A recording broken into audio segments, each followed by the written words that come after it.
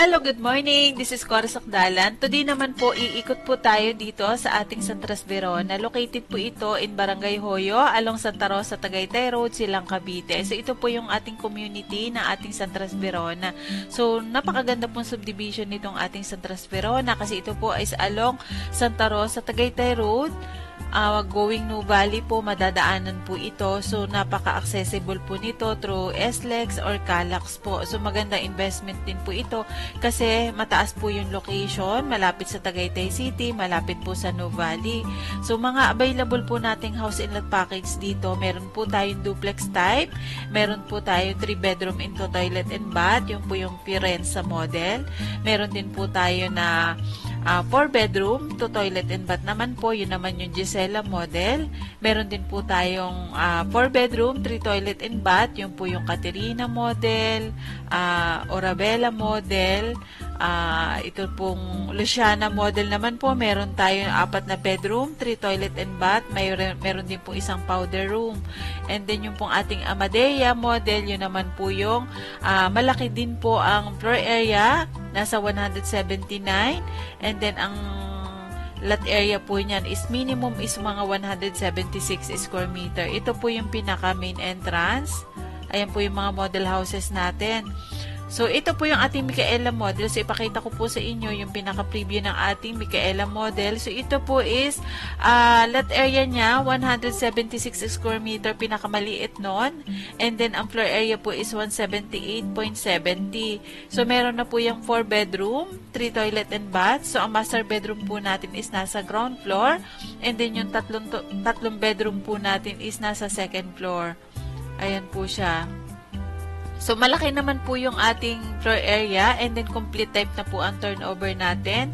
So, yung pong ating mga bedroom, may mga partition na po. Ating pong ground floor, may ceramic tiles na. And then, ganun din po yung second floor. And then, yung mga toilet and bath po. Ayan po, meron din po itong family area sa second floor. So, malaki po ang floor area ng ating Micaela model. Ito po yung pinakamalaking house model dito sa ating San Trasverona. And then, ito po is nagre-range na po sa ngayon na nasa 13.2 million po. Yun na po yung ating price sa ngayon ng ating Micaela model. Ayan. And then, pwede po yan ipasok sa bank financing. So, meron po tayo mga promo na 15%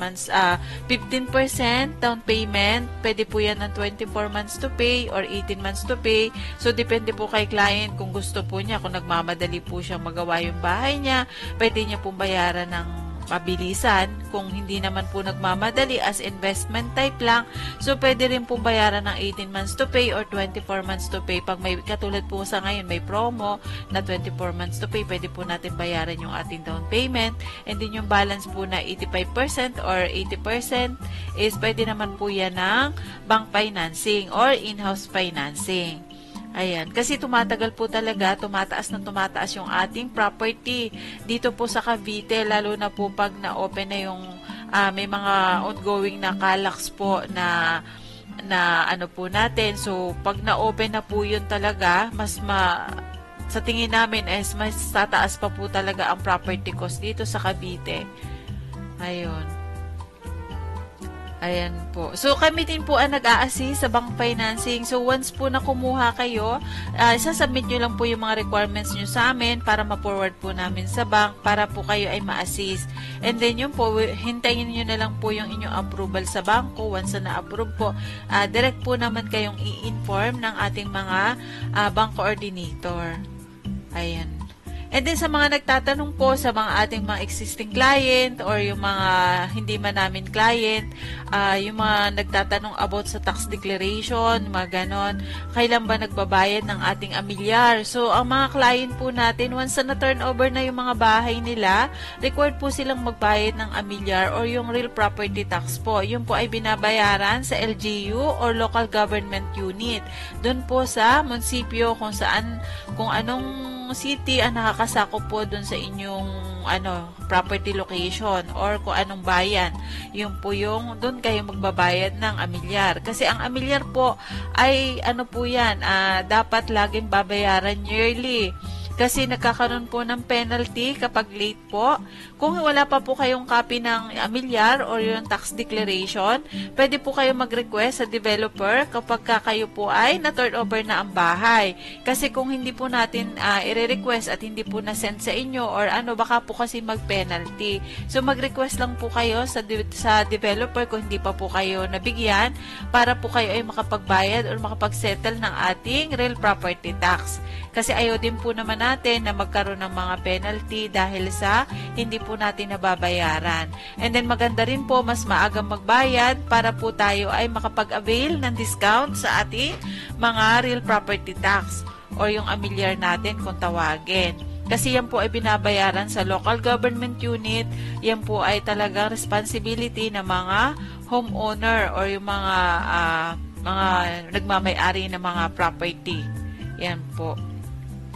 So, kung kayo po ay wala pang copy, pwede po kayong humingi. Kung house and lot po yan, pwede po kayong humingi ng land, yung tax declaration ng land, at saka yung building, kung may bahay po yun, kung house and lot package. Pero kung lot only, ang hihingin nyo po ay yung land. Pero kung house and lot package, kasama po yung building. Ayan po, maraming salamat. Again, this is Cora Sakdalan po, and have a nice day po. And sana po invest po kayo dito sa aming project.